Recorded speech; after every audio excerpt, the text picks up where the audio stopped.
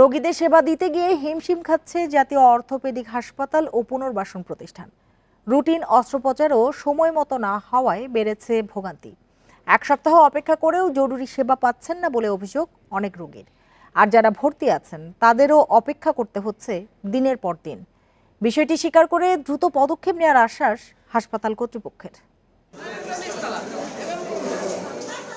রাজধানীর আগারগাঁওয়ে জাতীয় অর্থোপেডিক হাসপাতাল ও পুনর্বাসন প্রতিষ্ঠানের রোববার দুপুর ১টার চিত্র। বহির্বিভাগ, জরুরি বিভাগ, ক্যাজুয়ালিটি, বারান্দা সহ সব জায়গায় রোগীদের দীর্ঘ সারি। বরগুনার রাজমিস্ত্রি ফোরকান ছাদ থেকে পড়ে আহত হওয়ার পর ভর্তি হন এই হাসপাতালে। ৪ দিনেও জরুরি সেবা পাননি বলে অভিযোগ তার। একই অভিযোগ করেছেন ব্রাহ্মণবাড়িয়া থেকে আসা সাদেকও। বৃহস্পতিবার ৩টে বাজে এখানে পৌঁছার পরে এখন পর্যন্ত আমি শুধুমাত্র একটা গ্যাস্ট্রিকের বড়ি আর ওই ফ্লুক্সিলিন এইটি আমি খাই। ৬ দিন হয়েছে আইসি এখানে, তারপর পরে খালি ব্যথার ট্যাবলেট আর ইঞ্জেকশনই দেয়, ডাক্তার কোনো দেখার না। ১০০০ শয্যার হাসপাতালটিতে রোগীর চাপ এতটাই বেড়েছে যে নতুন রোগী এলে জরুরি বিভাগে সেবা দিয়েই ফিরিয়ে দেয়া হচ্ছে। সরকারি এই হাসপাতালে নানাভাবে টাকা নেওয়া হচ্ছে বলেও অভিযোগ অনেকের। ব্যান্ডেজ করার জন্য ৯৮০ টাকা চাই, আমি ৯০০ টাকা দিই, কোনো রিসিভও দেয় না। ১০০০ টাকা দিয়ে ১০০ টাকা আমাকে ফেরত দেয়, মানে সব কাজে টাকা। ১৩ দিন ধরে ভর্তি আমি এনে ১৩ দিন তেনে মনে করেন উপরে সিট হয় না দেখে আমি উঠতে পারতেছি না, আমার অপারেশন হইতেছে না। ২ সপ্তাহ পরে আসলে তারপর যাই ট্রিটমেন্ট করবে। অভিযোগগুলো স্বীকার করে ভারপ্রাপ্ত পরিচালক বলছেন ১ মাস আগেই দায়িত্ব নিয়েছেন তিনি। অবস্থার উন্নতির জন্য বৈঠক করছেন দফায় দফায়। কালকে আমি ইউনিট চিফদের ডাকছি 2টা কারণে। একটা হচ্ছে যে আমার ওটির সংখ্যা কেমনে বাড়ানো যায়, তারা বলছি যত সম্ভব তাড়াতাড়ি কীভাবে মানুষকে একটু চিকিৎসা দিক থেকে রিলিফ দেওয়া যায়, তাড়াতাড়ি কেমনে ডিসপোজ করা যায়। ৫ আগস্টের পর হাসপাতালটির গুরুত্বপূর্ণ পদগুলোতে আসে পরিবর্তন। নতুন করে সব গুছিয়ে সেবা কার্যক্রম স্বাভাবিক করার চেষ্টা চলছে বলে জানিয়েছে কর্তৃপক্ষ। Buddhadeb Kundu, Independent News, Dhaka. শেখ হাসিনা ভারতে পালিয়ে গিয়ে দেশের বিরুদ্ধে ষড়যন্ত্র করছেন বলে অভিযোগ বিএনপি মহাসচিব মির্জা ফখরুল ইসলাম আলমগীরের। বিকেলে পঞ্চগড়ের সাকুয়া স্কুল অ্যান্ড কলেজ মাঠে এক সমাবেশে তিনি বলেন, দেশের বিরুদ্ধে অপপ্রচার অব্যাহত রেখেছেন শেখ হাসিনা। ফখরুল আরও বলেন, বাংলাদেশে হিন্দু সম্প্রদায়ের মানুষ সম্প্রীতির মধ্যে থাকলেও শেখ হাসিনা ও তার দোসররা হিন্দু নির্যাতনের অপপ্রচার চালাচ্ছে। দেশে সম্প্রীতির বন্ধন যাতে নষ্ট করতে কেউ না পারে সেজন্য নেতাকর্মীদের সজাগ থাকার আহ্বান জানান তিনি। বলেন, আওয়ামী লীগের নেতাকর্মীরা গত ১৫ বছর ক্ষমতা দখলে রেখে অন্য রাজনৈতিক দলের উপর অত্যাচার করেছে। এ সময় বিভেদ ভুলে সবাইকে ঐক্যবদ্ধ হয়ে দেশ গড়ার আহ্বান জানান বিএনপি মহাসচিব।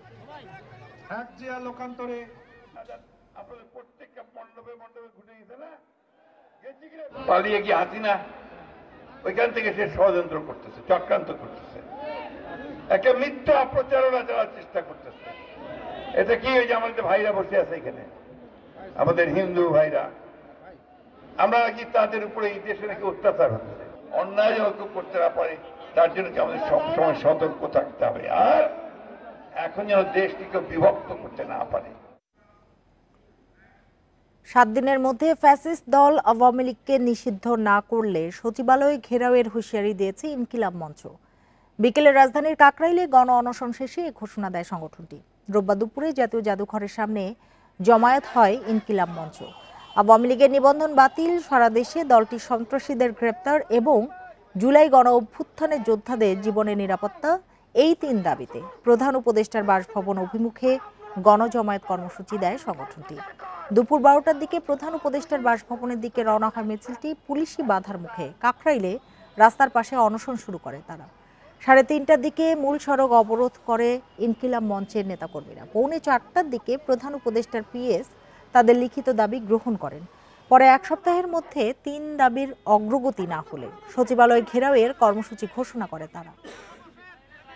আওয়ামী লীগের যেসব ইউনিয়ন থেকে কেন্দ্র পর্যন্ত যে কমিটিগুলো ছিল, তাদের যারা সন্ত্রাসী কার্যক্রম চালিয়েছে তারা নিষিদ্ধ সংগঠন, এখন তাদেরকে অবিলম্বে গ্রেফতার করতে হবে। ছাত্রদের এই অবদানকে, ছাত্রদের এই নিরাপত্তার ব্যাপারে তারা অবহেলা করে, তাহলে এই বিপ্লব বেশি দিন দীর্ঘস্থায়ী হবে না।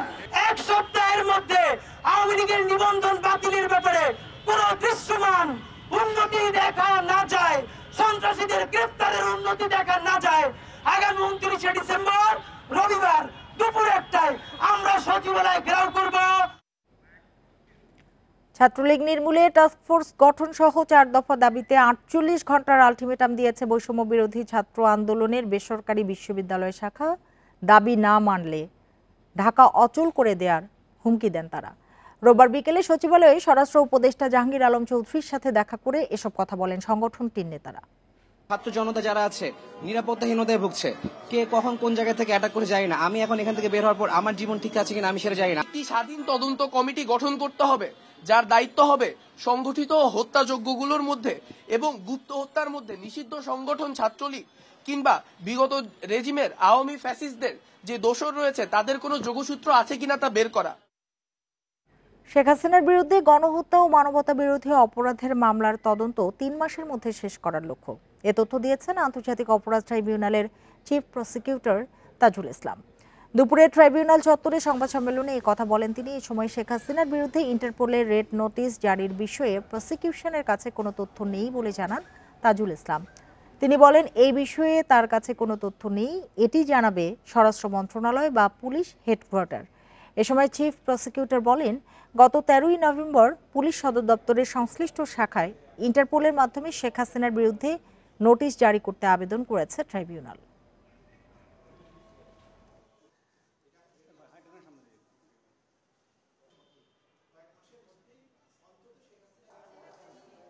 তদন্ত সংস্থা যেটা বলেছেন, তারা মনে করেন যে আশা করেন তারা 3 মাসের মধ্যে হয়তোবা তারা শেষ করতে পারবেন।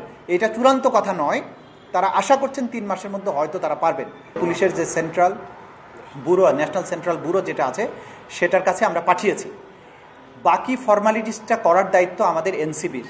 সুতরাং এই ইন্টারপোলের রেড নোটিশটা ইন্টারপোল কর্তৃক জারি হয়েছে কিনা সেই বিষয়টা বলার দায়িত্ব হচ্ছে আমাদের এনসিবির এবং আমাদের বাস্তবিক অর্থে ইন্সপেক্টর জেনারেল অফ পুলিশের অফিসার। আমরা এই খবরটা আপনাদেরকে ক্লিয়ারলি বলতে পারছি না যে তাদের মাধ্যমে এটা জারি হয়েছে কিনা বা ইন্টারপোলের ওয়েবসাইটে এটা অ্যাভেলেবল আছে কিনা। নির্বাচন নিয়ে যারা তাড়াহুড়ো করছেন তারা আওয়ামী ফ্যাসিবাদের পুনর্বাসনের সুযোগ করে দিচ্ছেন বলে মন্তব্য করেছেন ডাকসুর সাবেক ভিপি ও গণ অধিকার পরিষদের সভাপতি নুরুল হক নূর। রোববার ডাকসু হামলার 5 বছর উপলক্ষে ঢাকা বিশ্ববিদ্যালয়ে ছাত্র অধিকার পরিষদের প্রতিবাদ সভায় এসব কথা বলেন নূর।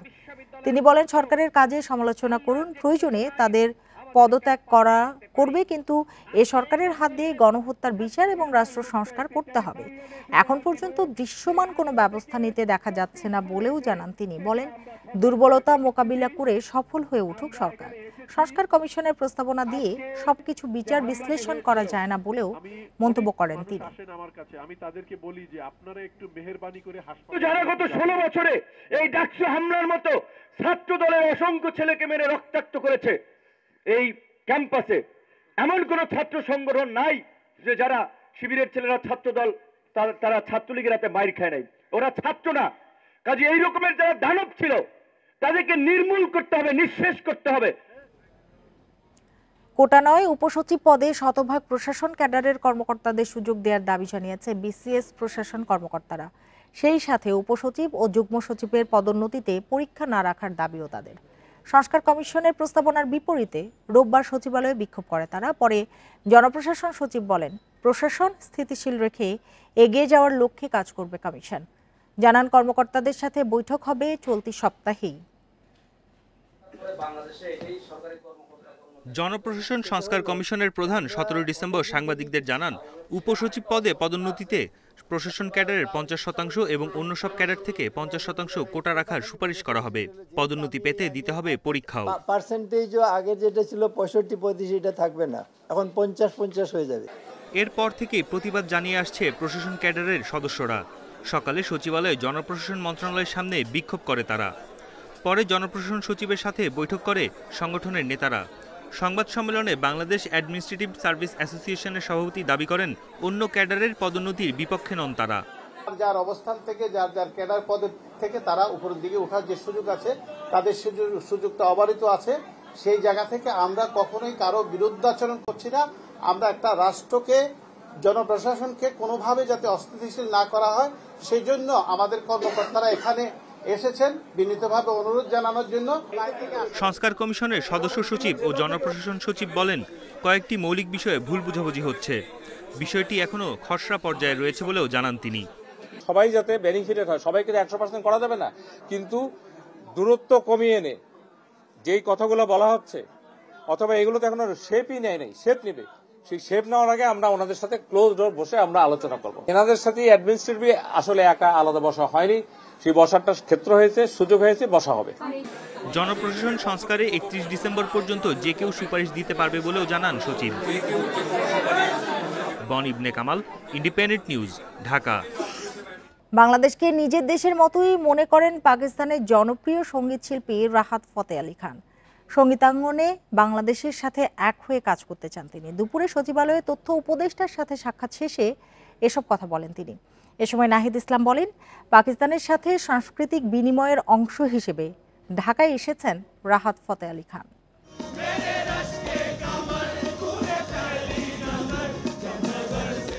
পাকিস্তানের জনপ্রিয় সঙ্গীত শিল্পী রাহাত ফতেহ আলী খান জুলাই গণ অভ্যুত্থানে শহীদ ও আহতদের সাহায্যার্থে ঢাকায় আয়োজিত কনসার্টে এরই মধ্যে মঞ্চ মাতিয়েছেন। অনন্য গায়কী আর সুরের মূর্ছনায় মুগ্ধতা ছড়িয়েছেন রাহাত ফতেহ আলী খান। রোববার সচিবালয়ে তথ্য উপদেষ্টার সাথে সৌজন্য সাক্ষাৎ করেন পাকিস্তানি শিল্পী।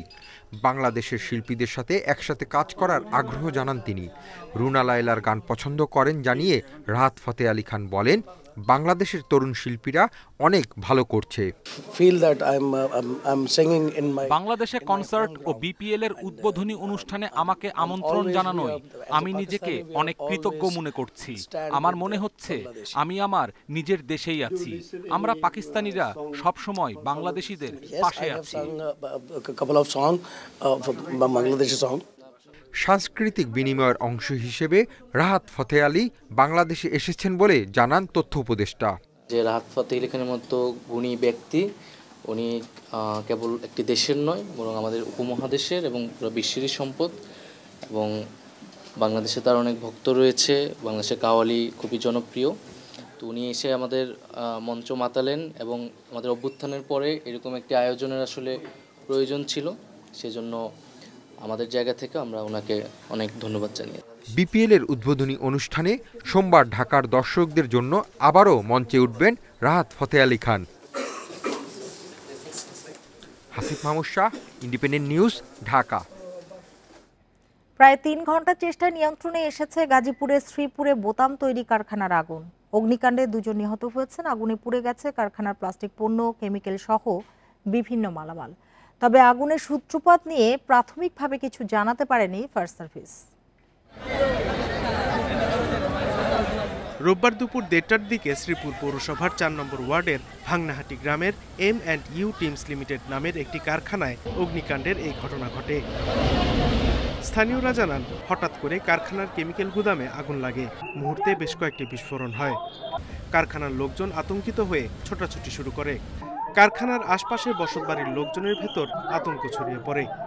রং মিস্ত্রি কাম করতেছিল, বাসটা ডাম আছে পরে এটাতে গরম হইয়া আগুন লেগে পরে ফুসতে পারে চার সাইডে আগুন ছড়ে গেছে, ভিতরে লোহা পর্যন্ত গলে গেছে। এরকম অবস্থা এখানে দেখা গেছে। খবর পেয়ে ঘটনাস্থলে যায় ফায়ার সার্ভিসের 7টি ইউনিট। প্রায় 3 ঘন্টার চেষ্টায় আগুন নিয়ন্ত্রণে আনে তারা। এখানে একটা ওয়েস্টের শেড আছে, এখানেই বিস্ফোরণটা হয়েছিল। এখানে আপনারা দেখতে পাচ্ছেন ড্রাম আছে, কেমিক্যালের ড্রাম। আমরা যেটা মেসেজ পেয়েছি এখানে রেজিন ছিল, রেজিন কেমিক্যাল ছিল, বাট আমাদের ইনভেস্টিগেশন করলে বোঝা যাবে কি আছে এখানে। আগুন নিয়ন্ত্রণে বা ড্যাম্পিং ডাউন হতে সময় লাগবে। দেখতে পাচ্ছেন জায়গা থেকে ধোঁয়া বেরোচ্ছে। আমাদের টিম এখনো কাজ করছে। অগ্নিকাণ্ড নিয়ে জেলা প্রশাসনের সঙ্গে কথা বলে তদন্ত কমিটি গঠনের কথা জানিয়েছে উপজেলা নির্বাহী কর্মকর্তা।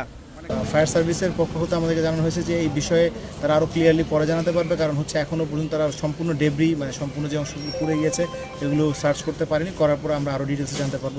অগ্নিকাণ্ডে 2 জনের মরদেহ উদ্ধার করা হলেও তাদের পরিচয় মেলেনি। Independent news. ঢাকার মানি এক্সচেঞ্জগুলোতে পাওয়া যাচ্ছে না চাহিদা মতো ডলার। মূল্য তালিকায় 120 টাকা লেখা থাকলেও ক্রেতাদের ডলার প্রতি গুনতে হচ্ছে 127 টাকার বেশি। এদিকে ব্যাংকাররাও বলছেন আমদানির দায় পরিশোধে হঠাৎ চাপ বেড়েছে, তাই বাড়ছে ডলারের দাম। এমন অবস্থায় আবারও মূল্যস্ফীতি বৃদ্ধির শঙ্কা অর্থনীতিবিদদের।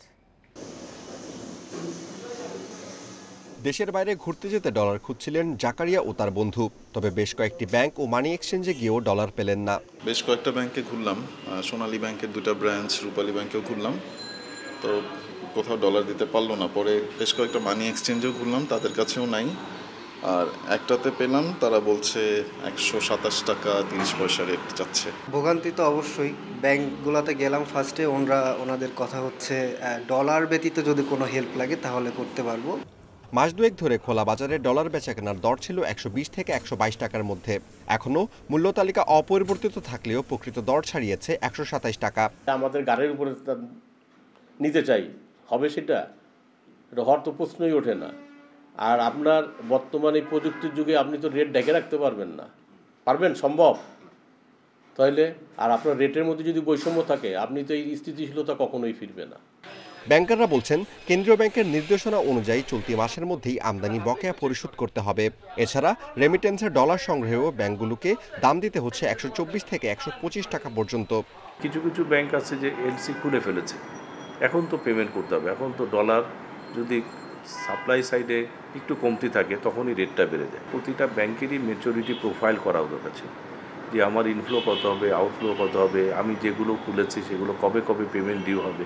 অর্থনীতিবিদদের মতে ডলারের চাহিদার পরিপ্রেক্ষিতে যোগান নিশ্চিত না হলে ডলারের দাম বেড়েই চলবে। তাই সংকট মোকাবেলায় বৈদেশিক ঋণের প্রবাহ বাড়াতে হবে। একই সাথে কৃত্রিম সংকট রোধে কঠোর নজরদারি রাখতে হবে। এই মুহূর্তে যে নিট এফডিআই সেটা কিন্তু $1.5 বিলিয়ন কম, তো এখন ওইটাকে কিভাবে বাড়ানো যায়? আবার এই এফডিআই মধ্যে বেশ বড় একটা অংশ হচ্ছে যে নিজেদেরই যে ইনভেস্টমেন্ট আগে ছিল সেইটাই আবার তারা ইনভেস্ট করছে। তার মানে হলো নতুন করে কিন্তু ডলারের যে প্রবাহ সেটা কিন্তু খুবই কম। বিশেষজ্ঞরা জানান, ডলারের বাড়তি মূল্য আরেক দফা উস্কে দিতে পারে মূল্যস্ফীতিকে। Amirul Islam, independent News, Dhaka. বিশ্বব্যাংকের সঙ্গে 2 চুক্তির আওতায় বাংলাদেশ $90 কোটি ঋণ সহায়তা পেতে যাচ্ছে, যার মধ্যে $50 কোটি অর্থায়ন হবে দ্বিতীয় বাংলাদেশ পরিবেশ বান্ধব ও জলবায়ু সহিষ্ণু শীর্ষক কর্মসূচি বাস্তবায়নে। রোববার বিশ্বব্যাংক ও বাংলাদেশ সরকারের অর্থনৈতিক সম্পর্ক বিভাগের মধ্যে এ ঋণ চুক্তি সই হয়েছে। এ সময় বলা হয়েছে, এ অর্থ দেশের পরিবেশ বান্ধব ও জলবায়ু সহিষ্ণু উন্নয়ন নীতি বাস্তবায়নে ভূমিকা রাখবে। ঋণের $25 কোটি আসবে আইডিএর নিয়মিত তহবিল থেকে, যা 1.25% সুদে 5 বছর গ্রেস পিরিয়ড সহ পরিশোধ হবে 30 বছরে।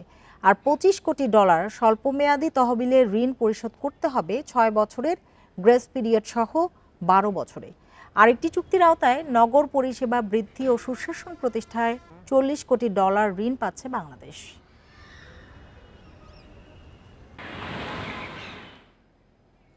বৃহস্পতিবারের মধ্যে ভাতা বাড়িয়ে প্রজ্ঞাপন জারির আলটিমেটাম দিয়ে শাহবাগ ছেড়েছে বঙ্গবন্ধু শেখ মুজিব মেডিকেল বিশ্ববিদ্যালয় বেসরকারি ট্রেনি চিকিৎসকেরা। সে পর্যন্ত কর্মবিরতি চলবে বলে জানিয়েছেন আন্দোলনকারীরা। রোববার বিকেল 5টার দিকে শাহবাগ সড়ক ছেড়ে যান তারা। এর আগে দুপুরে শাহবাগ মোড় অবরোধ করেন তারা, ফলে ওই এলাকায় যান চলাচল বন্ধ হয়ে যায়। আশপাশের সড়কে দেখা দেয় তীব্র যানজট। বিক্ষোভকারী চিকিৎসকদের প্রতিনিধি দল সচিবালয়ে গেলে মন্ত্রণালয়ে 48 ঘন্টা সময় চায়, কিন্তু তা প্রত্যাখ্যান করেন চিকিৎসকেরা। এক পর্যায়ে বিএসএমএমইউ উপাচার্য চিকিৎসকদের দাবির সাথে একাত্মতা ঘোষণা করে সড়ক ছেড়ে দেওয়ার আহ্বান জানান। সেই আহ্বানও মানতে রাজি হননি চিকিৎসকেরা।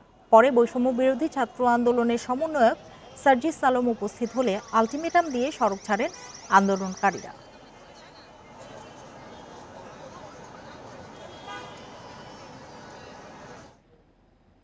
চট্টগ্রাম বন্দরের নিউ মুরিং কন্টেইনার টার্মিনালের 2 নম্বর জেটিতে ভিড়েছে পাকিস্তান থেকে আসা জাহাজ এমভি ইওয়ান জিয়ান ফাজং। দুপুর 3:30টার দিকে 811টি কন্টেইনার নিয়ে বন্দর জেটিতে পৌঁছায় জাহাজটি। শুক্রবার সন্ধ্যায় জাহাজটি বন্দরের বহির্নোঙরে পৌঁছেছিল। চট্টগ্রাম বন্দরের সচিব জানান, জাহাজটিতে এবার আগের চেয়ে দ্বিগুণ কন্টেইনার এসেছে। এতে ব্যবসায়ীদের সাশ্রয় হয়েছে। এবার জাহাজটিতে 86 ভাগ পণ্য পাকিস্তান এবং 14 ভাগ আরব আমিরাত থেকে এসেছে। পাকিস্তানের করাচি থেকে 698টি ও সংযুক্ত আরব আমিরাত থেকে 113টি কন্টেইনার নিয়ে এসেছে। শিপিং এজেন্টের ঘোষণা অনুযায়ী সবচেয়ে বেশি এসেছে পরিশোধিত চিনি। এছাড়াও গ্লাস তৈরির কাঁচামাল, ডলোমাইট, সোডা অ্যাশ, কাপড়ের রোল সহ আলু ও আখের গুড় আনা হয়েছে। এরই মধ্যে জাহাজ থেকে কন্টেইনার নামানো শুরু হয়েছে। দুবাই থেকে করাচি হয়ে চট্টগ্রাম বন্দরে এসছে আজ। এই জাহাজটি ইতিপূর্বে আমরা জানেন আরও একবার এসেছিল, তখন আমাদের এখানে প্রায় 370 টিউস ছিল মাত্র পণ্য। এইবার সেটা অনেক বেড়েছে, এবার প্রায় 825 টিউস নিয়ে এই জাহাজটা আসছে। কাস্টমস কর্তৃক এক্সামিন হওয়ার পরে এটা আমদানিকারকরা নিয়ম অনুযায়ী ডেলিভারি নিয়ে যাবে। গাজীপুরে টঙ্গীর ইজতেমা ময়দানে 2 গ্রুপের সংঘর্ষের ঘটনায় হত্যা মামলায় গ্রেপ্তার তাবলিগের মাওলানা সাদ কান্তলভির অনুসারী মুফতি মুয়াজ বিন নূরে 3 দিনের রিমান্ড মঞ্জুর করেছেন আদালত। দুপুরে জেলার অতিরিক্ত চিফ জুডিশিয়াল ম্যাজিস্ট্রেট আদালতের বিচারক আলমগীর আল মামুন রিমান্ড আবেদন মঞ্জুর করেন। এর আগে দুপুরে কড়া নিরাপত্তায় মুয়াজ বিন নূরকে আদালতে তোলা হয়। এ সময় মাওলানা জুবায়ের অনুসারীগণ মুফতি নূরের বিচারের দাবিতে আদালতের সামনে সড়কে বিক্ষোভ করেন। গত বুধবার তুরাগ তীরে ইজতেমা মাঠের দখল নিয়ে সংঘর্ষে জড়ান জুবায়ের ও সাতপন্থীরা, এতে নিহত হন 4 জন। এ ঘটনায় গত শুক্রবার 29 জনের নাম উল্লেখ করে মামলা করেন জুবায়ের অনুসারীরা। এতক্ষণ সাথে থাকার জন্য ধন্যবাদ সবাই।